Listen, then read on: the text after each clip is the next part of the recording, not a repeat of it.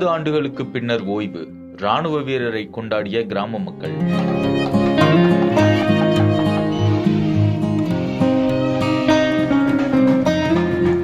ஆண்டுகள் ராணுவத்தில் பணியாற்றி ஓய்வு பெற்ற நபரை கிராம மக்கள் உற்சாகமாக வரவேற்றனர். திருவாரூர் மாவட்டம் மன்னார்குடி அருகேயுள்ள மேல திருப்பாலக்குடி கிராமத்தைச் சேர்ந்த கனிமொழி என்பவரின் கணவர் ரவிக்குமார்.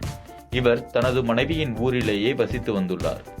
இந்திய ராணுவத்தில் 30 ஆண்டுகளாக ஜம்மு காஷ்மீர், டெல்லி, இந்தியா பாகிஸ்தான் எல்லை, இந்தியா சீனா எல்லை, அருணாச்சல பிரதேசம் போன்ற இடங்களில் இவர் பணிபுரிந்துள்ளார். மேலும் இவர் ஐக்கிய நாடுகள் சபை சார்பில் அமைக்கப்பட்ட சர்வதேச அமைதிப்படையிலும் பணியாற்றியுள்ளார். இந்த அமைதிப்படை சார்பில் இஸ்ரேலிய எல்லை பகுதியில் இவர் பணிபுரிந்துள்ளார். இந்த சூழலில் ராணுவத்தில் இருந்து ஓய்வு பெற்று திருப்பாலக்குடி கிராமத்திற்கு வந்த அவரை ஊர் மக்கள் வரவேற்றனர். மேலதாள வாத்தியங்களுடன் பட்டாசுகள் வெடித்து அவரை அவருடைய வீடு வரை அழைத்துச் சென்று ராணுவத்தில் ஓய்வு பெற்ற அவருக்கு மரியாதை செலுத்தினர்.